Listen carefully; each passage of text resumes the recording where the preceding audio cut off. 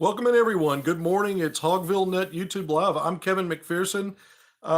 This is a great time to be a Razorback fan. When you're talking basketball, and I'm going to tell you, anticipation for the upcoming season, we're going to talk about the SEC schedule that was formally released yesterday. So we knew the matchups. Now we know the dates. But I think what makes it great, not only is it a new era, not only is it a Hall of Fame coach, but what goes along with that, and I say it all the time, the greatest recruiter ever. Recruiting, it seems like there's something daily to sink your teeth into.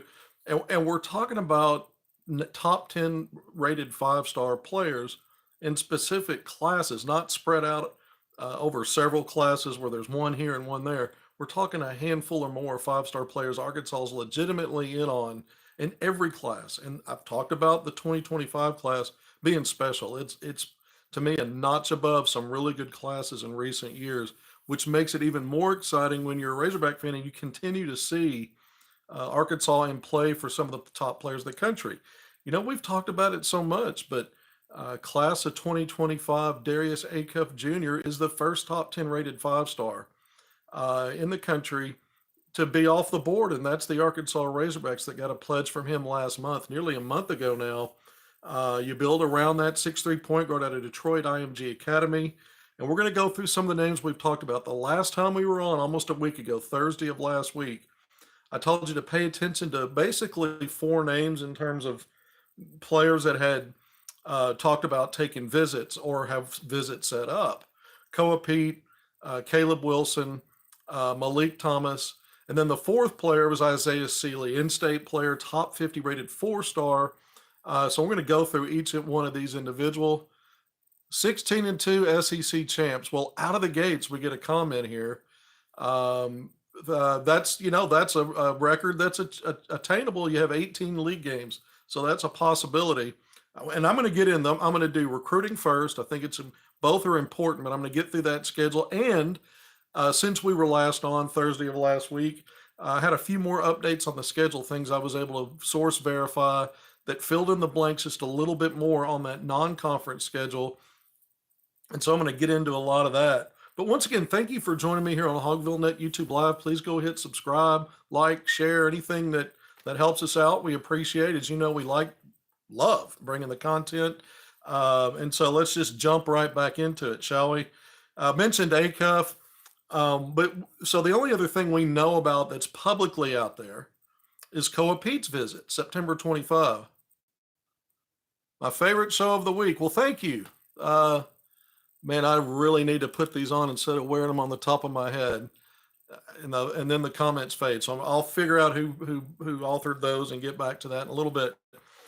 Coap Pete's visit, September 14th. We know that weekend, that's a Saturday. That's the only football home game that Arkansas has in the month of September. And that's when you host visitors. It's Alabama, Birmingham, obviously a non-conference game, but that's Coap Pete's visit date. And I've talked a lot about him. I've got a couple of really good sources that are in direct conversations with his camp.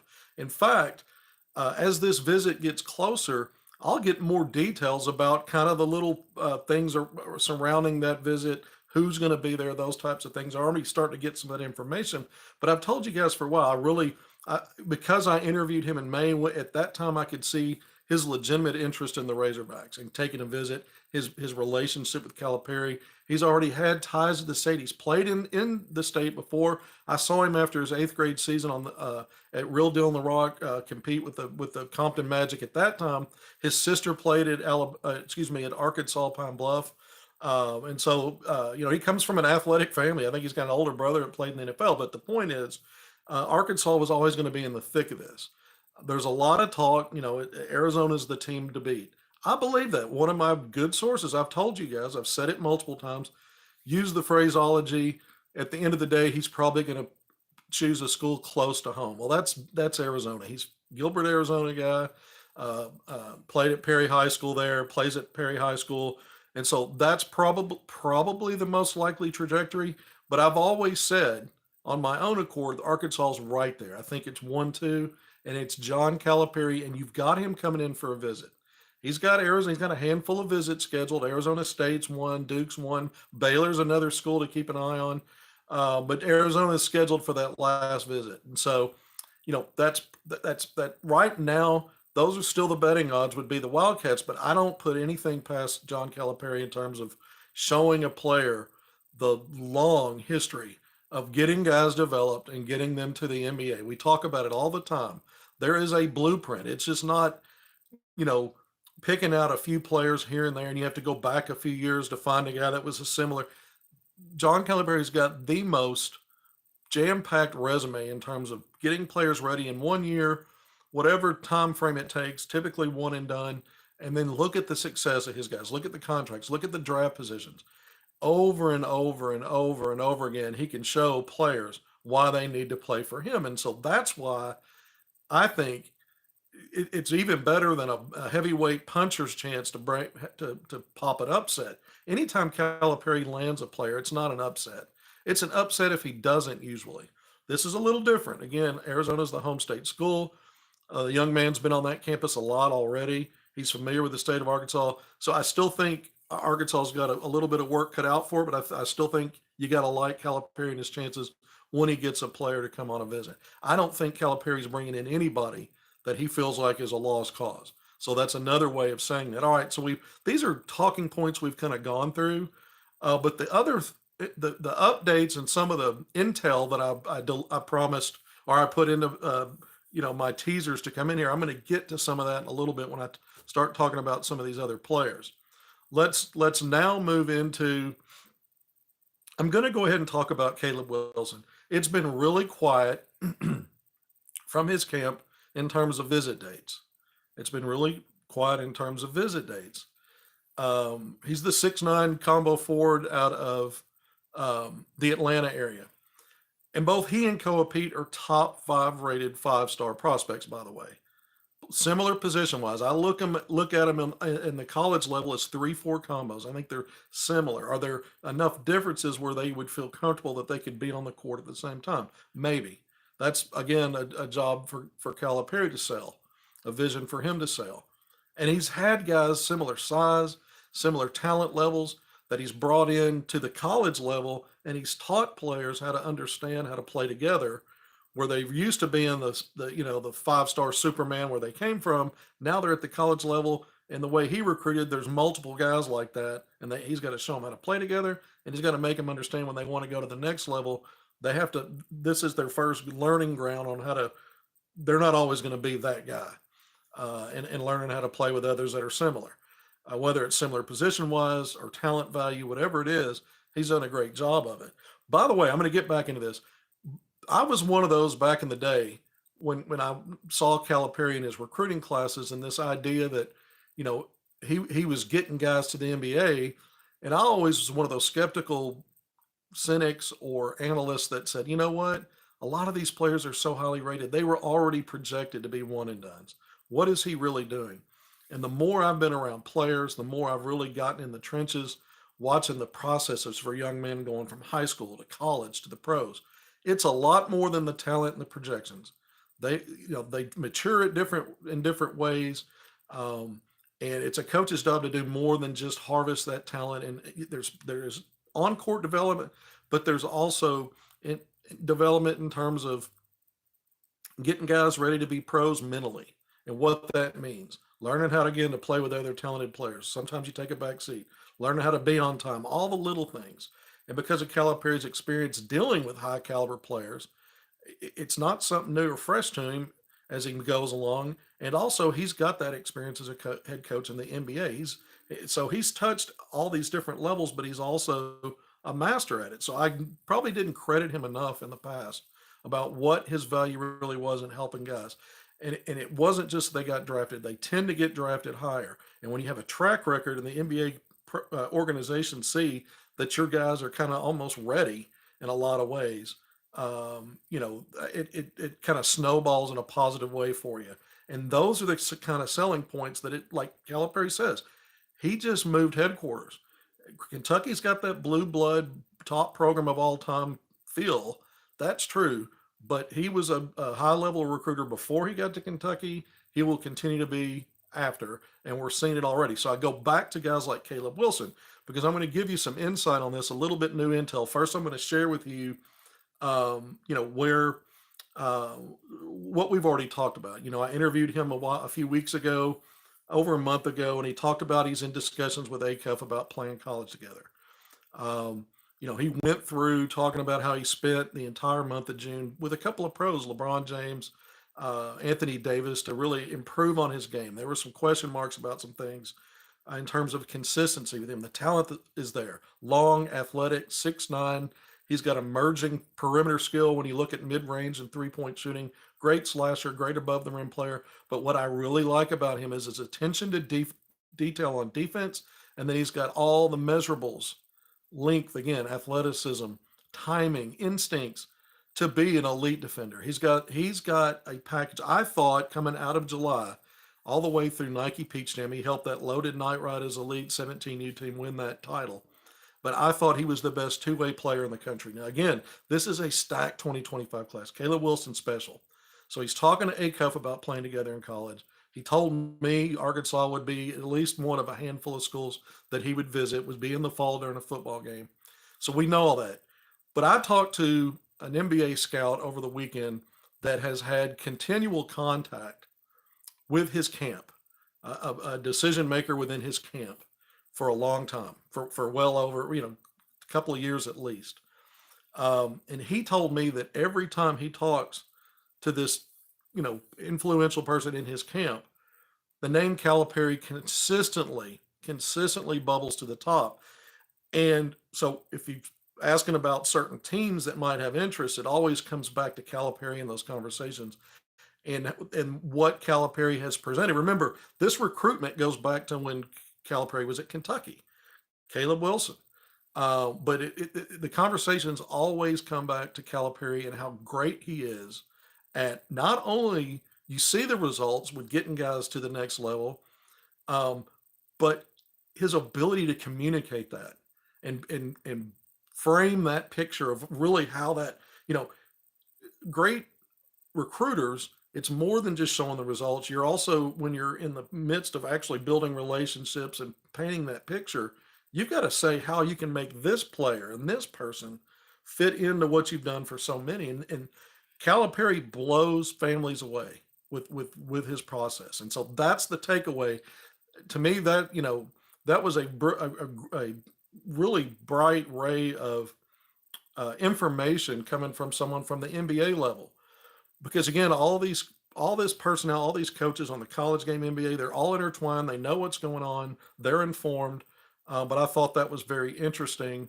And it's good intel and good insight. I have said for a while, if a decision had to be made today or now, Arkansas it would get Caleb Wilson. This has got to play out. There's a reason why. This is another piece of intel for you. There's a reason why a lot of his full visit schedule, he's been really quiet on that. From the Arkansas perspective, there is a reason for that as well. And so I'm told that a visit date has already been set for him. So that's another little bit of intel. I can't share what that is, but I'm told that it's set. Okay. So even though publicly right now it's a little quiet on some of that stuff, and look, it could emerge today. I always say while we're on here, something could come out, and if you see it out there, let me know. But I'm told a date has been set for an Arkansas visit. He dropped a list of 12 schools. A lot of these players do that. Arkansas was on it. Arkansas's, in the top one right now, I think, for Caleb Wilson. Things with 5 stars and NIL, things can change. Pieces are moving. Coap Pete and Caleb Wilson, I've always said Calipari has plans to bring guys in even similar position wise that will show them why that will work. I'm always in the camp of sometimes it's going to be hard to bring guys in if they're going to be top level, top 5 guys like this, if they might be competing for minutes and don't see a pathway where it makes sense. Calipari, again, his track record proves he's been able to get guys to buy in. Having said that, I'm still, until I see that play out here in that kind of a situation, I'm still leaning toward maybe they don't go, players like that won't be at the same place. I still think Arizona leads for Pete. I said that. But Caleb Wilson, I think it's Arkansas. There's projections out there. There's people talking about it. It's out there. I've been saying it for a while. I'm still there. And the new information, the intel again, is the process through someone in his camp who's part of the decision-making process. basically being head over heels with Calipari, and that's a constant thing. And also that a visit date actually has been set. It's just not out there. Okay, so that's a little update on Caleb Wilson. Again, this guy, I mean, I I, I think his ceiling is about as good as anybody's in that top five. And remember, this was a class that Cooper Flagg was in. He reclassed of 2024. He's the talk of the town. He's at Duke. He's projected as the number one pick. Uh, 2 drafts from now, or excuse me, in the next draft, some of these guys will be vying for that number one spot legitimately 2 years from now than this class of 2025. And so let's move on now to Malik Thomas. I think everybody's excited about this. You know, it's interesting. We go back to June. Go back to June. And remember, I interviewed him in Kansas City in May. And he told me that he was a big Cal guy, that a visit to Arkansas was definitely in the wheelhouse, something he was interested in. But then he later told me when it got to the point where he had taken the UConn visit in late June, that got pushed out a little bit, and that Arkansas was on the heels of that. Coming right off of that, he was coming to Arkansas to visit. And kind of at the last minute, he reached out to me and said, "Look, I'm going to have to postpone this." And we talked about it. We came on here and said, "Man, there are no visits in July. It's a dead period. It's going to have to be pushed out. The soonest would be sometime in August." Which by the way, guys, we've been in a 2-week dead period that ended yesterday. Today starts a quiet period. So from today through September 3rd, it's a quiet period and players can come on campus. Coaches can't go out yet, but players can go on campus. And then September 4th is when the full recruiting period opens up. Coaches can go to in-home visits. They can go to campuses of high schools, go see players at practice. Players can obviously come in for visits.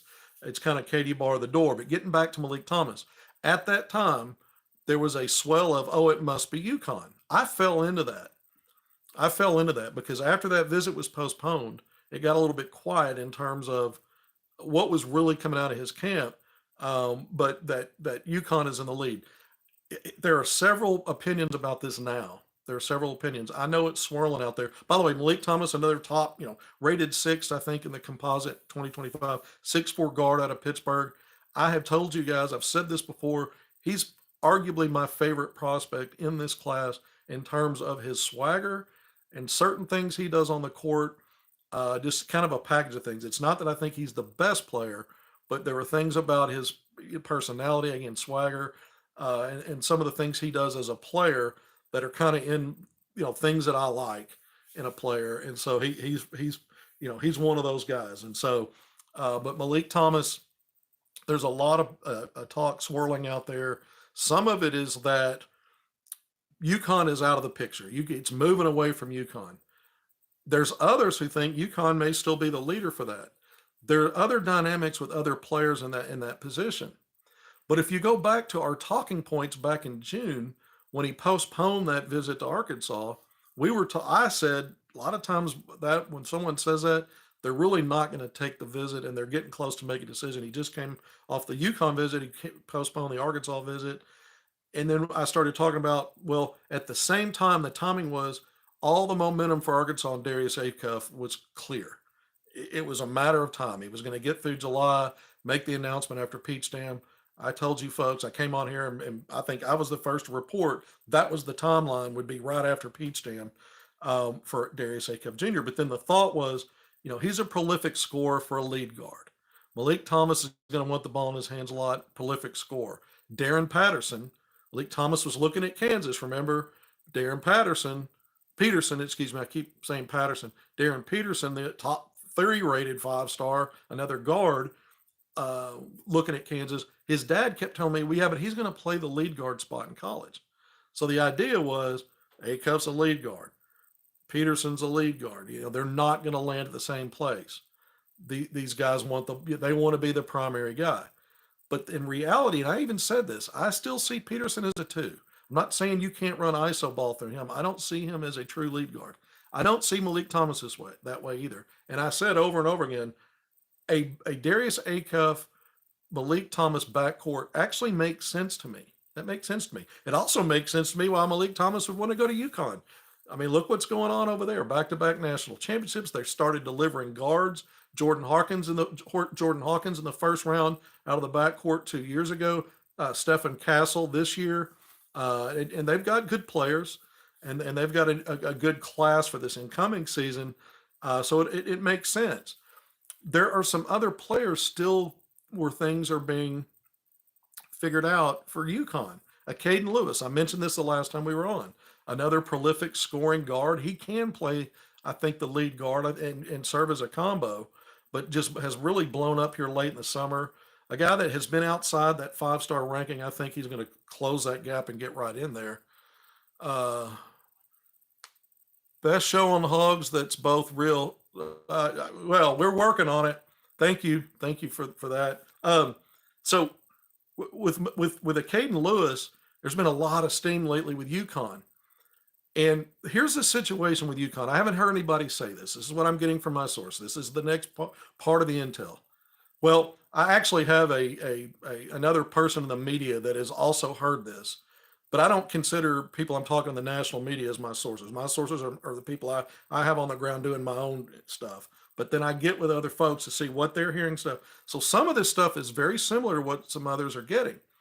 But on the Malik Thomas and a Caden Lewis, since UConn's has been heavily factored with both lately, I'm hearing that UConn is struggling with NIL in terms of matching what other schools are got out there for these players. So they may like UConn a lot, but they're taking their time. So I haven't heard anybody actually bring that up or that's not come up.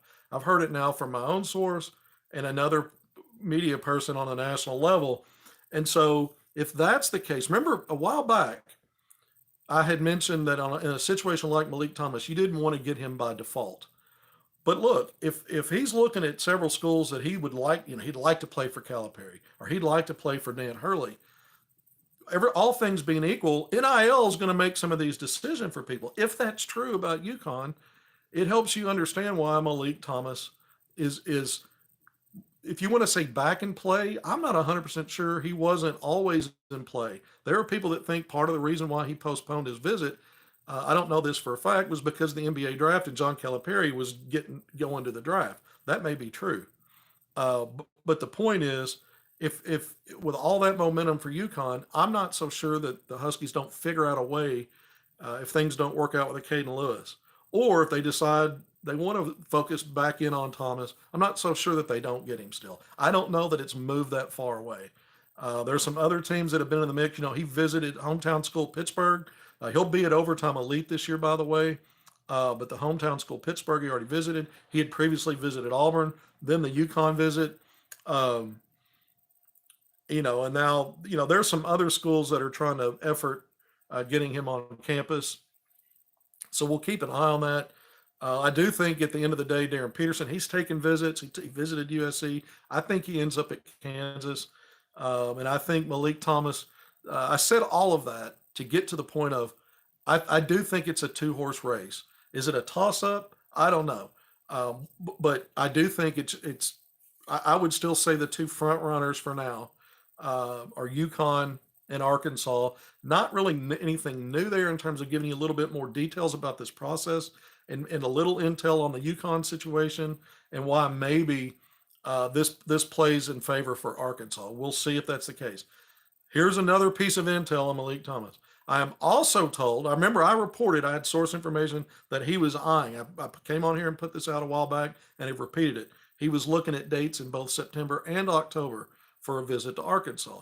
I am told he also has a visit date planned, but I'm told it's not 100% set in terms of, there's a couple of options there still. And I go back to something I've also told you as intel previously, that there could be more than one visitor on that September 14th weekend. I've just got a refresh on that's still a possibility.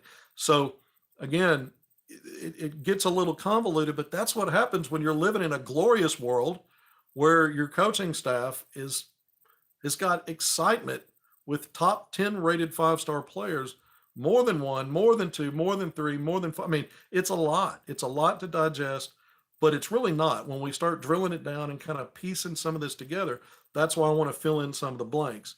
Isaiah Cely, I reported this the last time I was on last week. Again, I mentioned today's the first day of the quiet period where players can come on. Arkansas's back to campus. They're back at practice. Isaiah Cely, they're trying to get him to come in just for an unofficial visit. He's in Springdale, 6'7" wing. ESPN, I think, has got him 54th in the country, a 4-star, versatile player. Calipari offered him. He's recently took a visit early August. It was a 5-day window to take visits. He was at Ole Miss, said that went well. That September 14th weekend, he's actually got a visit planned to St. Louis. So we'll see what happens. Well, he was talking to associate head coach Chin Coleman last week about getting on campus once they get back in. Now they're back. Let's see what plays out there. I'm going to reach out to Isaiah and see what his thinking is there. But you've really got a lot of momentum in terms of visits now. 2 visits set that we don't have dates on. And I mentioned that with Wilson and Thomas. If something changes on either one of these players on the outlook for Arkansas before, it's been a little bit strategic in terms of keeping those under the radar. If anything changes in their recruitment, those dates may never see the light of day. They probably will. I think they're going to they're going to follow through on them from what I'm told. So, all right. So let's move on a little bit. I mentioned we've talked about Chris Enack Jr. You know, he's the chart climber, the stock riser, 6'10" forward, center. Chris Enack Jr. out of played on the Next Pro Puma circuit, Pro 16 over the spring and summer. It's an emerging circuit. It's got some 5-star players. We're going to talk about another one here in a minute. Some news on a new player that's a 5-star. But Enack got my source, who's an NBA guy, close again, same guy. Close contact. This info came over the weekend, most of it, by the way. But he told me that his camp, he says, man, it's going to be really hard to pull him away from LSU. Kentucky's in the mix. It's a serious option there. It's probably those two. He has Arkansas. He has Arkansas in his top 12. So the point about talking about this, I'm going to get to some more here. I'm told he would like to visit Arkansas. I'm told he would like to visit Arkansas. He's like everybody else. He's looking at September and October for visit dates. And some of those, if I've missed it, he may have some lined up. But Arkansas is a place I'm told, would like to visit, but it's really going to be hard. There's a long-standing relationship. There's some really good NIL money for him if he goes to LSU. Kentucky's not going to be bashful about NIL, but those are probably the two. LSU's probably driving the bus right now for him. The reason I bring him up is, we mentioned his top 12 list. There are other players that put out lists. Malachi Marino put a shorter list than that. Final schools, Arkansas was on it. We know he's a Kentucky guy, Georgetown, Kentucky, 6'10", 6'11", big man, from that state. Arkansas was on his list. There was a thought when there was a visit list put out. He had an October 4th visit date. That would have been the weekend of the Arkansas-Tennessee football game. And then I came on here and quickly put that fire out and said, look, that's not going to happen. Well, he kind of fast-tracked his decision, didn't take many of the visits that he had set up, and it was really down to Kentucky, Indiana. Well, he recently committed to Kentucky. Jasper Johnson, another Kentucky native, who, has got a Final Five with Arkansas in it. There has never been a date that's emerged for an Arkansas visit. He's reportedly going to make an announcement soon, maybe within the next week. Okay, this is going to be another situation. Arkansas, there's Alabama. A lot of people think Alabama's a favorite. North Carolina's made a play. And then the in-state schools, Louisville and Kentucky. Whatever he decides to do, this is not tracking for Arkansas. I told you guys for a while, I didn't think where I thought a Malik Thomas would fit better with ACUF. I didn't necessarily think a Jasper Johnson would factor. It didn't make sense to me.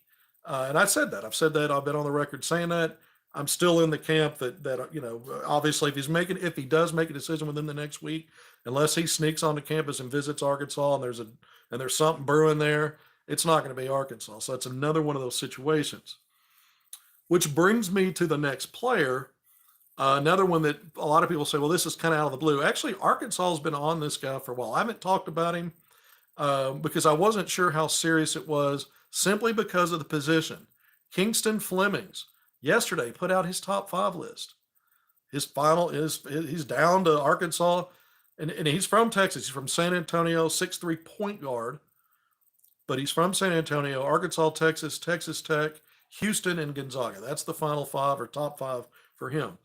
This is a player that also, like Chris Sinak Jr., plays on that next pro 16 pro Puma circuit.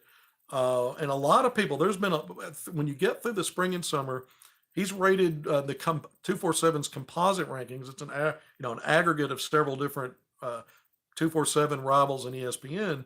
He's ranked the 21st prospect and a 5-star, similar ranking range of a Carter Knox or Billy Richmond. And there are a lot of people that thought as you emerged this spring and summer, this was the most gifted, probably closest thing to a true point guard and table setter for others, playmaker for others that's in this class that's at the top end, in that top package of 25 or 30 players. So that's one of the things that's attractive about this guy. But I feel like with Acuff that I have felt like, even though I'd heard he'd been offered by Arkansas, I hadn't really talked about him, but he has Arkansas on the Final Five list. Now I'm going to circle back for another talking point to explain some of these lists. That some of it's pretty apparent. Players will list schools that really aren't in the hottest part of the hunt for them. Sometimes they'll list schools because and there are different reasons for that. Sometimes and I'm not saying that there's not a pathway for Kingston Fleming to Arkansas. I just don't believe it right now. But and if something changes, then I'll come back and say, hey, I was wrong or something changed. Things change, especially the 5-stars, and NIL turns the table upside down too now, because money sometimes walks and everything else, talks and everything else walks. But Fleming, so these players, a lot of these lists, the previous staff, Eric Patrick Melsman, they had some good recruiting classes at the high school level. 2020 was a top 5 rated class.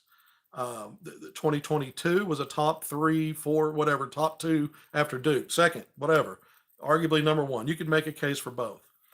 But in 5 years, you had those two kind of strike-rich classes. Technically, no 5-stars in the 2020 class. Moses Moody, I thought, got the raw deal on that. Should have always maintained his 5-star ranking, whatever. But you saw Arkansas's name emerge. That name a lot with top level recruits, top 30, top 50 level recruits when they put lists out. I can tell you this from working it from behind the scenes and my constant communication with that staff. A lot of that, Arkansas knew that they weren't going to get that player, but they wanted their name on those lists. They wanted those lists to come out. They worked really hard to build relationships to get their name on the list when those lists were cut. It's great marketing. They wanted to be on those lists. So a lot of that, I usually knew the players were, look, Arkansas's on the list. Yeah, I'll retweet it. They wanted that out there, but I knew Arkansas wasn't really in play. With this coaching staff, with John Calipari, it's a little bit opposite. You're going to see Arkansas on lists where the player wants that, they want that cachet that John Calipari wants them. And one way to convey that is to put them on your final 5, 6, 7 schools, because then you're thinking as a fan or whoever, another school, whatever, hey, Arkansas's after this guy. He's down to Arkansas still on his list. So I think there's some of that. So previous staff, they worked hard to get on some of these lists. Look, I had those conversations. They tell me, we're not getting this guy. This isn't happening. But I think it's the opposite here. I think that's the kind of guy cachet that John Calipari has as the greatest recruiter of all time. Players want him on the list. So sometimes it's hard to sort through some of this stuff and figure out exactly who's in and who's out in terms of real interest. And the visits, so that's why I said the last time we were on, pay attention to who's talking about taking visits. Let's focus on those guys for now. And we're back to that group again. That's who we're talking about today. At the top, Darius Acuff Jr., he's committed. Coap Pete, Caleb Wilson, Malik Thomas, Isaiah Cely. That's the next group. That's 4 players that either scheduled visits that we know about, scheduled visits that we haven't seen the dates yet. There may be some flexibility on that, those are the ones that are in play. Some of these other names have been mentioned with Arkansas. They've been on finals list, but I've tried to explain why we sometimes see that. And that's the difference. That's a difference from when you saw Arkansas name on list with the previous staff, and why you see them. And you see Arkansas's name more on top 10, top 15 rated guys than you did with the previous staff. There's much more of it. And most of it's legit. Most of it, Arkansas is really trying to track an effort things. Here's another thing. I want to just jump into one other thing with the recruiting talk, and then I'm going to get into the schedule. I really want to talk about that today. We're 35 minutes in. I'm Kevin McPherson. Thank you for joining me on HogvilleNET YouTube Live. Please hit like, share, subscribe. I asked once. I'm asking a second time. I'll probably close with that. But just jumping right back into some of this stuff, we've talked also, I've mentioned this earlier in one of these previous segments. And I always refer back to things I've already talked about because I don't want it to seem like I forgot what I said because I've got another part to it. I mentioned before that guys like AJ DeBonsa, who I thought Arkansas was going to be on a list, they weren't. We know that the number one player in 2025, not there. He transferred from Prolific Prep to Utah Prep. Utah Prep is I think they've got international games over the summer. I don't know what their setup is exactly. And it's thought that maybe BYU is the front runner. But we always talk about guys like AJ DeMonte, even Coap Pete, waiting until the spring to sign and make a final decision. That may be true. But one thing I think is very interesting, is that we know their visit dates.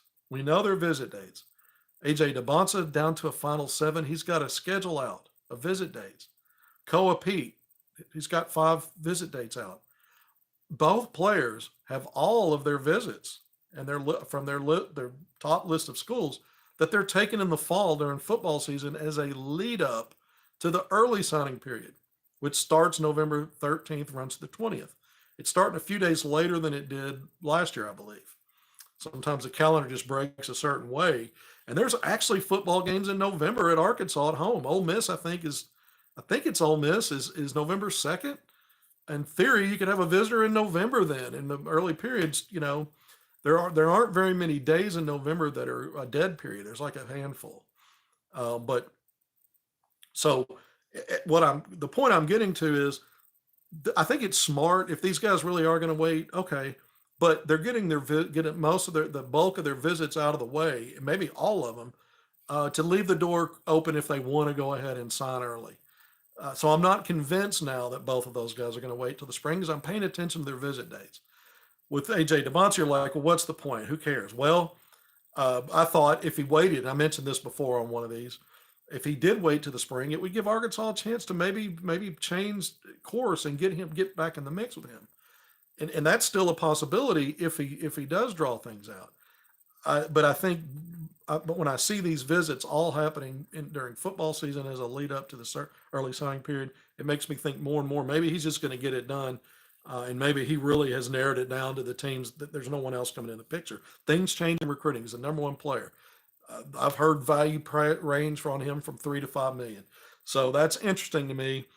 Some of this stuff, but with Coap Pete, it is relevant. There's still a thought that maybe he waits, takes his time. When you're that highly rated, it's not like the transfer portal is going to push you out. Every program in the country that's on you as a guy rated like this and a projected one and done is going to have not only room for you, but make you a significant piece of what they're doing in the next year. That you're going to be a big part of that, a centerpiece. So it's not like they can't do that. But with NIL, there may be some strategery there if you wait even into the transfer portal cycle and transfer portal recruiting in the spring and wait to that signing period, you might be able to boost your value and get more as the market changes. But it could have the opposite of that can be true. You might lose out on a school that was offering you more now that you wanted to go to, and they moved on to somebody else, and you waited. And so it works both ways a little bit. So I'm always kind of fascinated as we see more and more of the dollar numbers go up with NIL and what these 5-star guys do, because we've seen it go both ways. Calipari's got a good track record of getting 5 stars on board and signed early. We got Acuff off the board now, you know that. And still, Arkansas is the only team with a top 10 rated player off the board and committed. So, Calipari changes the game. He changes what may be true for other programs in terms of the back and forth with players. He's got a lot of leverage for a lot of reasons, and it's really just his track record. And that's why he talked about a few weeks ago. I don't change how I recruit. The philosophy may change on how many, but his process doesn't. And I think this class is so good. I'm going to be okay if he exceeds 3 or 4 high school players in this class. I'm going to be just fine with that. Remember his last class at Kentucky, he had what, 6 players committed, signed. That most of that class was, put together before that first round loss to Oakland, which has now got him recalibrating. I need to figure. So I think he's done this right, but I think with this class, if he exceeds it, that's not going to hurt my feelings, especially with some of these names I mentioned. All right, we're going to wrap recruiting now. I spend a lot more time on that. I talk a lot. Sometimes I repeat myself. Absent-minded professor here. I get caught up in it. But thank you again for joining me on HogvilleNET YouTube Live. Let's jump to the schedule. Look, as an overview of this SEC schedule that was released, we already knew the matchups. But now that I see the playing dates and how, the combinations of games, getting through an 18-game schedule, I think I have said this before based on Arkansas's personnel roster, barring injuries, you don't really only have 9 deep that you can count on. But barring injuries or something unforeseen in terms of attrition on the roster, that this sets up for a top 10, top 15 ranked team nationally, but specifically in the SEC should be top 3 or 4. When I look at this schedule, it makes me feel even better about that projection because other factors. Roster looks solid to me. I mean, it's from 1 through 9. Arguably, you started from scratch. Yeah, you got Trevor Brazil to come back, but he's playing for a new coach. 1 through 9, to me, this was arguably the best recruiting job anybody did this offseason. John Calipari, no shock. But the pieces make sense to me. The attrition part is the only thing I worry about. I feel like now when I know, because I know what the other teams in the SEC have and what I expect them to do, there'll be some surprises. But when I look at the way this schedule falls into place and where games are played and when, I feel even better about my projection that Arkansas is a top 3 or 4 team in this league, because you got to say that with the quality of the roster, that's one thing, but you got to go improve it and win games or lose games. And that's going to be the measure. What was your pecking order in the league? That determines, like, if you're in the top 4 finisher in the SEC, you get a double bye to the quarterfinals of the SEC tournament. Why does that matter? Because it's a strong league. It is a very good basketball league now. It's been like that for a while. You're going to have 8 or 9 quality resume type teams for the NCAA tournament. I think it's going to be that deep. And so you're up to 16 teams now. So if you're one of those top 4 teams against that field, against a strong field, and look, outside of the top 8 or 9, the rest of it's not chopped liver. There are no easy games in the SEC typically. So I say all that to say I think this lines up very well for John Calipari in year 1 in Arkansas. I'm going to get into the specifics of this 18-game slate. And then when we get through that, I'm going to go back to the non-conference. I'm going to give you some of the nuggets and some of the stuff I did tweet out and report about some dates that weren't known. And I think it's going to help us prepare for what's left to complete the full schedule and add 3 more non-conference games. By the way, a source told me not to expect Arkansas to release the non-conference schedule today. So that's something else I got. You're like, what's so big about that? Look, a lot of times you try to coordinate, you've got the SEC schedule out now. Maybe you go ahead and drop your non-con. I think Arkansas is still trying to finalize some stuff. And there's some interesting dynamics with the league setup. I think it's great for what's potentially going to be a strong season again for the Razorbacks. But I think there's one part of it that we'll talk about when we go back to talking about the non-conference and the possibilities for the last 3 games that we don't know about. All right. First off, you start off your league opener January 4th. You're on the road at Tennessee. This is one of the top 4 or 5 teams in the league coming in the way I see it. All right. So, but look, Calipari and Kentucky, what did they do last year? They wrapped up their season with a big win at Tennessee. This is a whole different ball game. We just talked about a new team. All that. That's different. That's going to be tough. And you're opening up on the road. That's why, when we go back to non-conference play, that stretch of games, 14 days where you're playing Illinois neutral site, you're on a road for a true road game at Miami in the ACC Challenge. Then you get Michigan in a neutral site in New York City. Maybe Arkansas plays at home, away from home at least one more time, potentially when we see the full non-conference. But you start on the road, and so maybe some of those non-conference games help you get ready. Arkansas traditionally has bad starts to league play. It's been like that with, when you go back to Mike Anderson, and as good as Eric Musselman was at getting his teams ready for February and March, that early to mid January part was usually rough. I mean, 2-4 on the first Elite Eight team before they ran off that huge winning streak. The next season they started 0-3. The year after that, I think it was 1-5. Last year, I think it was 1-6. Last year's team never got up off the mat. Those other teams did. Elite Eight, Sweet 16. Arkansas traditionally has bad starts in SEC play. At Tennessee is not the most favorable way to start with a win. That's okay because look, I look at these first 7 games as not only manageable but a potential to go 6-1, 5-2. If you want to be more conservative, 5-2, even 4-3. But through 7 games for Arkansas to have a winning record, you may not be happy with a 4-3 against some of these matchups, but given recent history, you'll take that.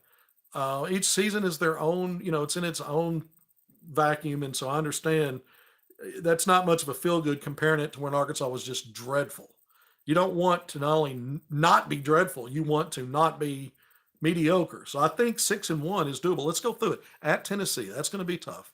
I'm not going to predict results right now because I don't know how do injuries impact everybody. Certain dynamics on your team, chemistry, lack of it, things play out. I'm not ready to make predictions game by game, but when I look at this, I am going to come to a conclusion about a final record range I could see as being viable. All right, so at Tennessee, win or lose, I mean, you might lose that one. Then you come home to what I think are 2 good teams, Ole Miss and Florida. When I say good, I think they're going to be top 25 worthy NCAA tournament type projecting teams. But you get both of those opponents at Bud Walton Arena. You get Chris Beard, who I think, he's proven to be a great coach because he's had some really good seasons everywhere he's been. It hasn't happened yet at Ole Miss, but I think he's recruited well, especially on the front line. I think that's going to be a good team. And then Florida, I think Todd Golden's probably doesn't get enough credit yet for what he's doing there. I think they've had some, I think he's a really, really good coach.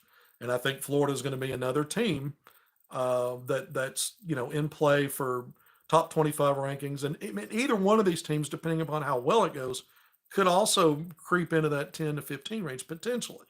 So I think those first 3 games are tough, but you get 2 of them at home. Yeah, you open at Tennessee, but you get back-to-back at home with Ole Miss and Florida. So Tennessee on January 4th, Ole Miss either January 7th or 8th. So that's going to be a TV determination, a Tuesday or Wednesday. And then you've got Florida on Saturday. So you get that, Tennessee's a Saturday game on the road. You get Florida at home on a Saturday. So that's good. Why is that also good? Because players you're still recruiting who haven't made decisions or for the next classes, that is a great game to bring them in to see on a Saturday. You use those Saturday games for recruiting and getting players in. And so to me, Arkansas, if you go 2-1 in that stretch, that's great. Let's just keep moving on. You have now your first road swing, back-to-back road games. Midweek, January 14th or 15th at LSU, and then January 18th, the Saturday game at Missouri. Missouri's coming off 0-18 in the SEC, and then lost its first round game in the SEC tournament. So lost 19 consecutive games in league play going back to last year. Their previous team, Dennis Gates' first season, was an NCAA tournament team. But last year it fell apart. And so if you're looking at road games and playing back to back, those are both manageable. Those are great opportunities to actually have a rare 2-0 run on the road. I'm not saying they'll get 2-0. I'm saying it's a great opportunity. Then you come back home for Georgia. I think Georgia, Mike White coached at Florida. We'll see, but Georgia's respectable, as is Oklahoma. You get back-to-back home games after that 2-game road swing. Georgia on midweek, January 21st or 22nd, and then OU on Saturday, January 25th. So, OU has we know OU's beaten down Arkansas a couple of times in a 3-game span in that non-conference deal. Now they're in the SEC. Now it's John Calipari. OU's well coached. Georgia's well coached. These are good teams. I'm not ready to say either one of those teams projects, in my opinion, necessarily and to be an NCAA tournament caliber. I'm not ruling it out, but I don't see it from here yet. So I just went through the first 7 games. I think Arkansas could start 6-1, 5-2 would be great. 4-3 you'll take. But I think if Arkansas starts 6-1 or 5-2, it bodes well for what's to come still, because there's going to be a brutal stretch there in the middle. I'm kind of breaking this up into 3 segments. It's 18 games. I've just got the first 7 out there. So I think Arkansas, will have potentially should. I think they should have.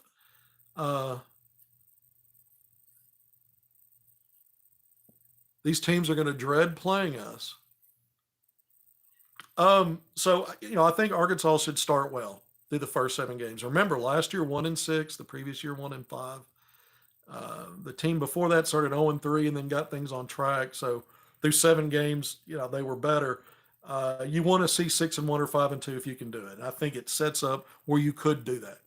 Not saying for sure they will, but I think 4-3. I mean, even 4-3. If I had to, I think 5-2 is probably the safest place to be on a prediction. That's what I would probably predict. But 4-3 is better than the alternative going the other direction. 6-1 is also, I think, very doable. All right, I've repeated that. Let's get in this next stretch of 6 games. The first 3, half of those, I think, are the toughest stretch of the conference season. I think the next 3 games are the toughest 3-game stretch.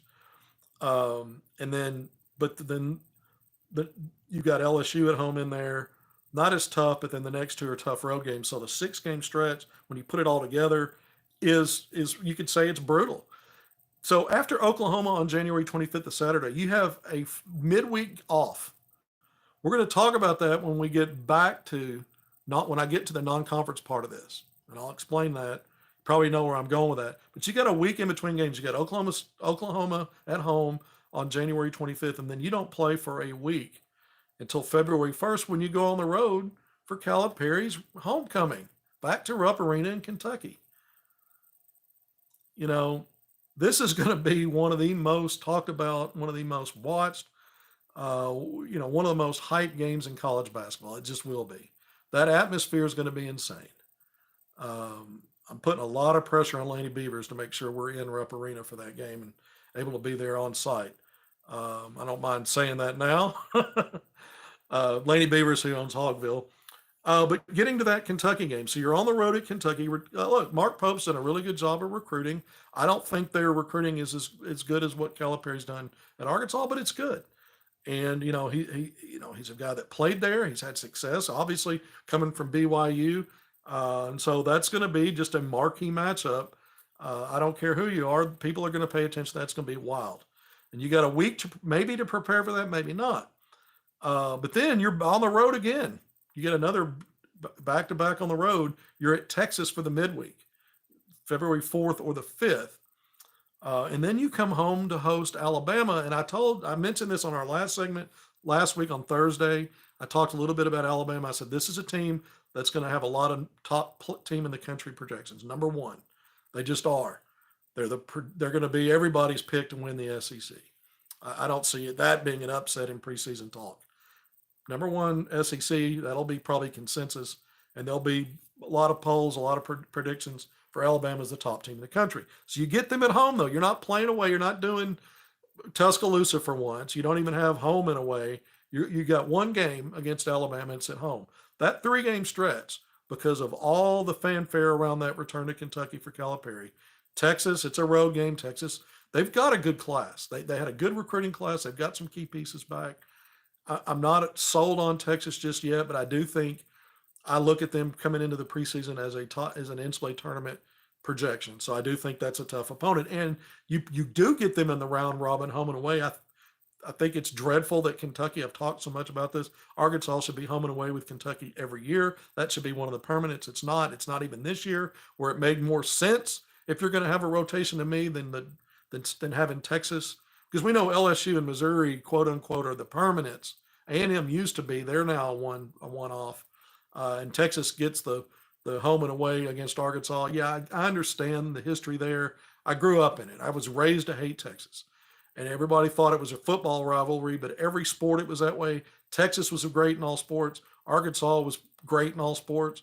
And sometimes there were other teams like A&M and Baylor. Sometimes they'd rise up, TCU at different times, but it was typically Arkansas and Texas.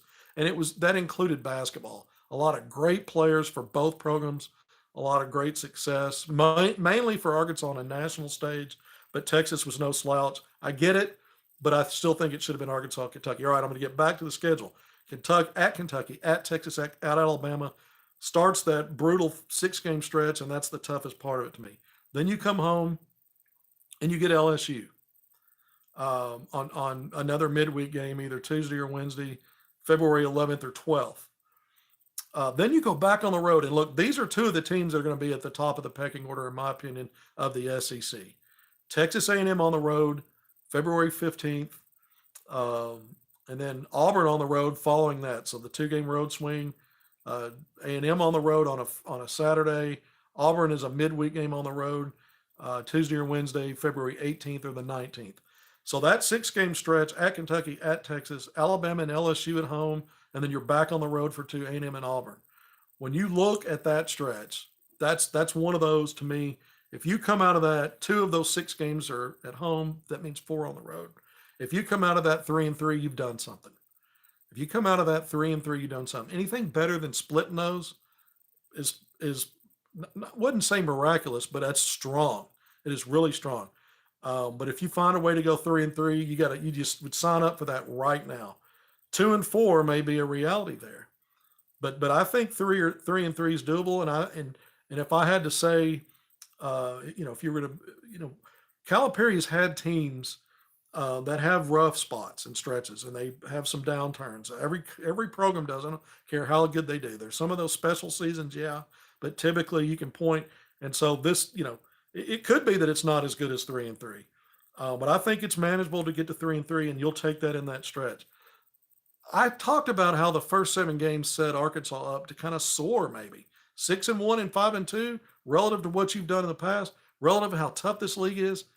I think if you go 6-1 or 5-2 to start, you're kind of soaring into league play. Then there's that 6-game stretch. Then you come back to the final 5 games after that rough patch, that 6-game stretch. You come to the final 5 games, and the way that the front part in the first 7 sets up as a potential to soar, I think the final 5 gives you a great potential to have a soft precision landing, the way you want to finish February and March, the way that you want to be heading into postseason, the way that you want to finish out your resume to improve on your projections for seeding as an at-large bid, not assuming you're going to win a conference title, conference tournament title. And I think it helps Arkansas come in for a soft precision landing and really finish strong in terms of feeling good about picking up wins. You get Missouri at home on February 22nd. You get Texas at home February 25th or 26th. So that's another Tuesday, Wednesday toggle. Then you do have 2 more road games. But South Carolina, we were strong last year, really good season. We'll see what Carolina has this year at Vandy. We know Arkansas struggled with its previous coaching staff against Arkansas's previous coaching staff. Calipari's got a really good track record against Vandy. Some tough games, but he wins a lot of them. Again, this roster is built to be really good at Arkansas. So those 2 road games, South Carolina, this is how you get into March 1st, at Vandy, March 4th or 5th. And then you come home for Mississippi State. That's a tough team, defensive-minded team. Chris Jans, Arkansas's not done well. The previous regime against Mississippi State, maybe that changes here. But and again, Mississippi State could be an NCAA tournament type of team potentially.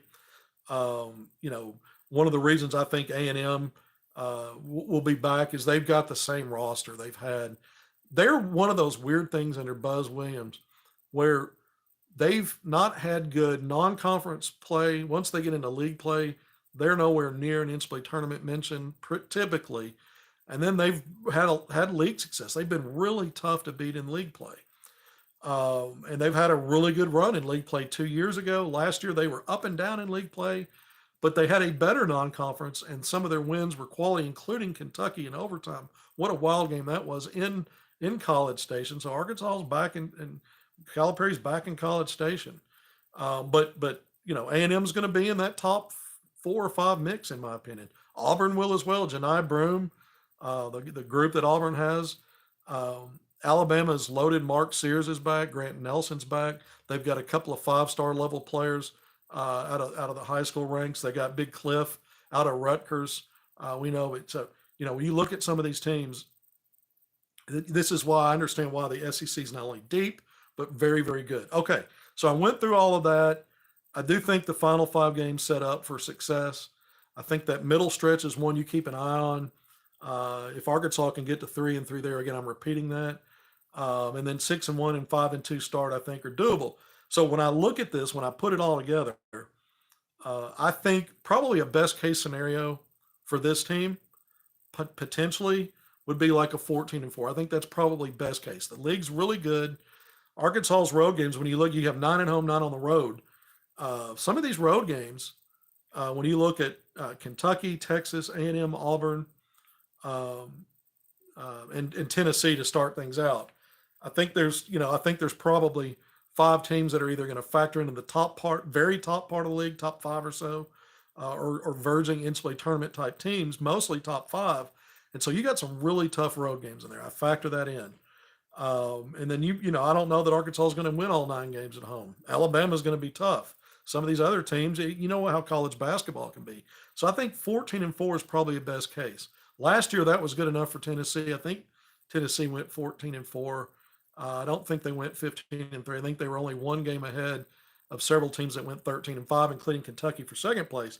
So I think 14-4 is a best case probably for Arkansas.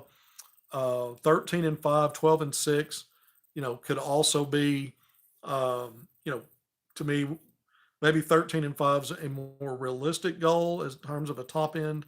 I still think best case is 14-4, but 13-5 may be a more realistic top end. Attrition changes all this, by the way. Arkansas cannot afford, especially on the front line, to deal with an injury for sustained periods of games. And so that's just how it is. In fact, in games in 1 game might be enough to flip your record. And attrition matters, and it's always a factor. And it certainly has been in Arkansas the last several years. So I think that range is reasonable. 12-6 would probably be the low end of what I would project for this team, but you'll take that. That's a top, that's an NCAA tournament lock team at 12-6. 13-5 might be where I would land. 14-4 again, I think. Best case scenario, obviously 16-0. Calipari's had teams do that. Or excuse me, 18-0. Calipari had one that went 16-0. So running through 18 games, obviously that's the best case for everybody. A reasonable best case to me, again, goes back to 14-4. And I'm going to go back to that week gap between games because I'm going to get to the non-conference stuff. I've talked a lot about when we looked at this non-conference schedule coming together, would Arkansas play a midweek game or an off-date game somewhere in the middle of conference play in its non-conference? Calipari did it last year. They didn't take the time off to heal up and rest or whatever. He had Gonzaga on the schedule. They played in February 10th.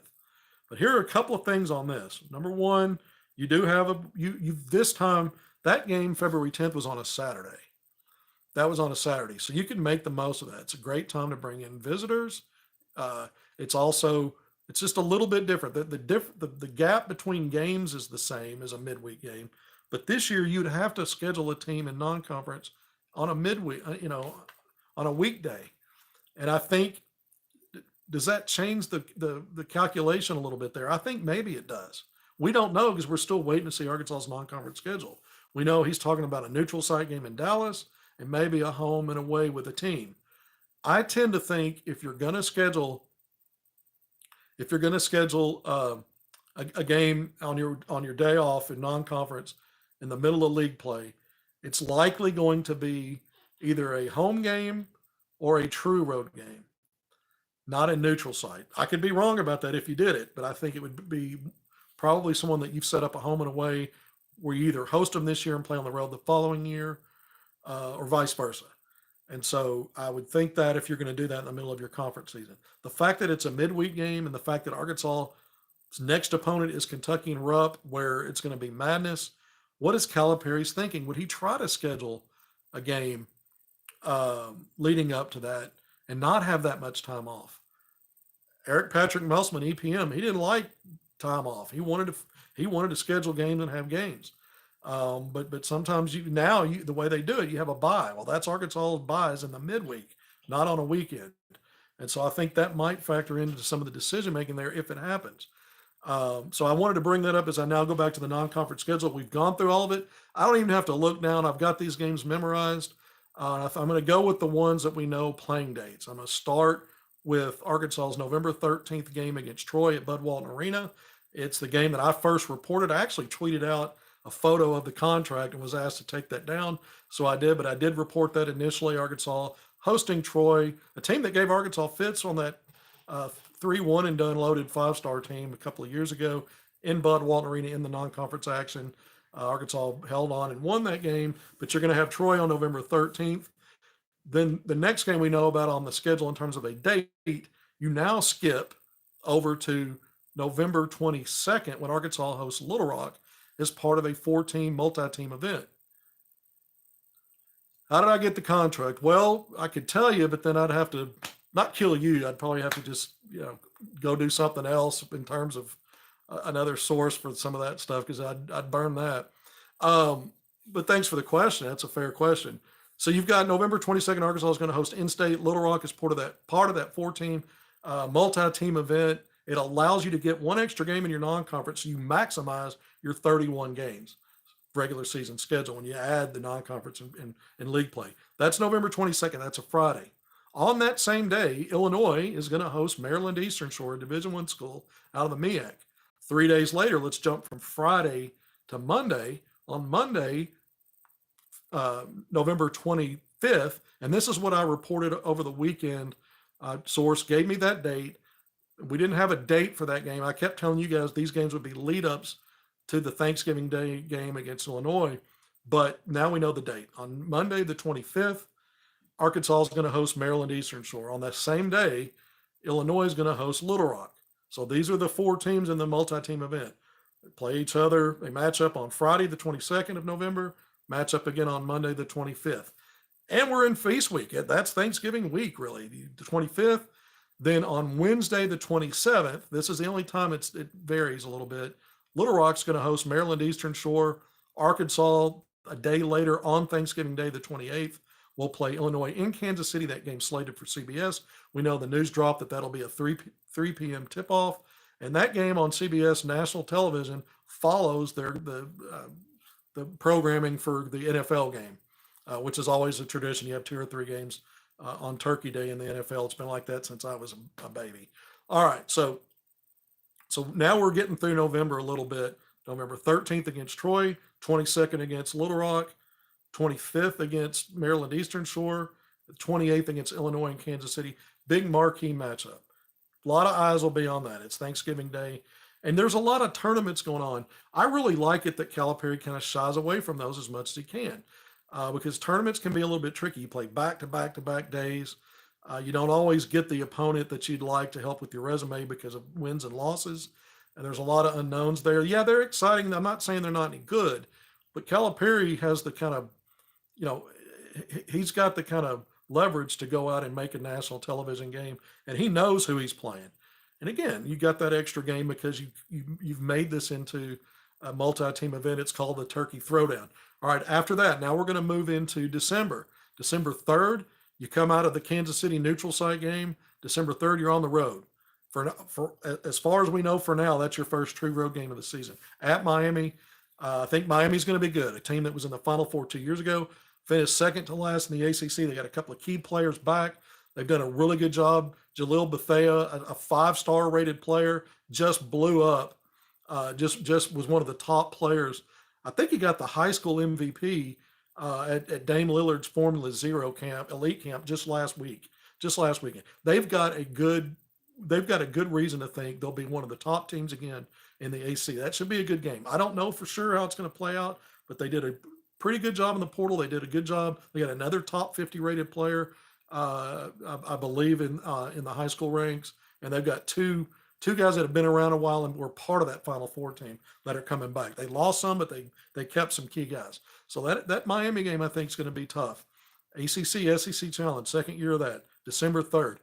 Then the next game we know about is December 10th. That's the Jimmy V Classic in Madison Square Garden in New York City. And that's obviously Michigan. Dusty May, first year coach for the Wolverines. John Calipari, first year coach at Arkansas. So, there'll be some other storylines. Illinois, Big Z against his twin. There's all kinds of storylines. Nellie Davis playing against Dusty May, his coach at Florida Atlantic, when Arkansas plays Michigan. So just, jumping around a little bit, but that's December 10th. Then we know December 14th, which is a Saturday, Arkansas will host Central Arkansas, UCA, the second D1 program on the schedule from in-state Arkansas. That'll be at Simmons Bank Arena in North Little Rock. So again, that's December 14th. Then Arkansas has a game scheduled the following Saturday, December 21st, against North Carolina A&T. That's at Bud Walton Arena in Fayetteville. So when we look at these games, just getting back to that, you've got Illinois and Kansas City. You've got on the road at Miami in the SEC Challenge. You've got Michigan in a neutral site in New York City, Madison Square Garden. And then your next game, from the way the schedule looks now, is in North Little Rock. It's a home game in terms of how the NCAA net factors that, strength of schedule, those types of things. It counts as a home game, but you're off your campus. You're still not at home. So the next known home game again is December 21st, which is a Saturday, and that's against North Carolina A&T at Bud Walton Arena in Fayetteville. Then we know that Arkansas is going to host Oakland, the team that upset Kentucky and Calipari in the first round of the NCAA tournament last year. That's on December 30th. All right, so those are the 9 games that we know about in terms of dates. Now let's go back to what John Rothstein reported last week. He reported that Arkansas is going to host Pacific. Arkansas is going to host Pacific. It's the first time the schools will meet. It's a mid-major school. He did not give a date. I'm going to tell you what we just went through. 4 games in November, 5 in December. Arkansas typically is capped at 5 games in December. And they're falling, what the dates we know about are almost precisely what they were last year with the December schedule, close to the one the year before. I looked at Kentucky last year, similar setup. I don't think there are going to be any more December games. I could be wrong, but I think we've got the 5. That tells me that Pacific will be in November. I'm going to ride with that. What did I tell you that 4 November games are? You play more of your non-conference in November than you did December anyway. We only know 4. We know the 5 in December, but the playing dates are November 13th against Troy, and then you don't play again in terms of what we know schedule-wise until November 22nd. A 9-day gap there, and the season can start on Monday, November 4th. So there's a 9-day gap from there, or 8 days, however you want to add it up, from the 4th to the 13th. That means if Pacific's on the schedule, that's a November game. That's going to be in November, and I think early November. Could it be the season opener? Who knows? But it's going to be early to mid-November there, somewhere in that stretch between the start of the season and when you might play Troy, and then when you play Troy leading up to Little Rock. It's going to be early or mid, but it's going to be in that group. All right, so that's 10 opponents that we know. We don't know the game date specifically for Pacific. It's going to be November. Now that's 3 more games left. Again, go back to it. Calipari talked about Arkansas playing in Dallas. That'll probably be a regional game. Baylor's name's kicked around a lot. I was hoping for Houston. It's not Houston. I like Arizona as that's probably not going to happen. Kansas is another Big 12 team. They're talking about having an exhibition game against Kansas in Fayetteville, but that's exhibition. So that rules that out as far as an actual regular season game, probably. I mean, who knows who gets out of the box and says, let's play an exhibition and reg. That's not going to happen. But so Baylor's, to me, when you're looking at the Big 12, I'd like to see Arkansas's got 2 Big 10 opponents, Illinois and Michigan. They've got an ACC opponent. I'd like them to see the Razorbacks play a Big 12 school. I'd like that. Why not, a Baylor? If you look at the Big 12, the way it's constructed, now bringing Arizona in, it's still Kansas and teams like Baylor, Houston, and now Arizona. Those are probably the 4 marquee programs there. There's other good programs. That's, to me, the strongest basketball conference consistently. Iowa State at times. I mean, you can go down a list. Kansas State's had its moments. I think what was an Elite 8 2 years ago. So we'll see. But could it be Baylor in that neutral site game? I see a lot of people say they want to play USC. That would be cool, actually. Could USC be a team Calipari's talking to Eric Patrick Musselman about a home and away and playing that in the middle of the conference? I mean, I don't know. Could it be the neutral site in Dallas? Eric Patrick Musselman's got ties to the Dallas area. We know that. Part of his journey to where he is now played through that SMU job. His sister's there. He recruited that area really well, and he would at Arkansas. He'd really like to play a game there probably. But I don't think that's the matchup. But I'd love to be surprised in that it is. Last year it was Gonzaga that Kentucky played in February. I mentioned that. So there's some other, but if not something special like that, maybe a Big 12 school and a regional game. Baylor makes sense. Waco's not far from Dallas. And Arkansas fans there are a lot of them in the Dallas area, and it's an easy get to from Arkansas. So those are some thoughts on that. But again, we're down to 3 opponents that we don't know about, a playing date for Pacific that we don't know about. And so going back to that off date in the SEC schedule, I'm not sure that Arkansas will play a game in that during the week out of conference. I lean toward they use that to ramp up for that tough stretch coming up, but who knows? And if they don't do that, that means not only do we need to find out where Pacific is scheduled, I'm telling you it's going to be early or mid-November, but I think the rest of them then will also be in that early to mid-November part. I just don't think they're going to squeeze another game into December. It's not how it's worked in the past. You've got finals, you've got holidays, everybody trying to get back. Usually there's a 9 or 10 day window between that Saturday that's around the 20th or 21st, and then one more game before you get into league play around the 29th or 30th. That's how it's playing out the way I see it.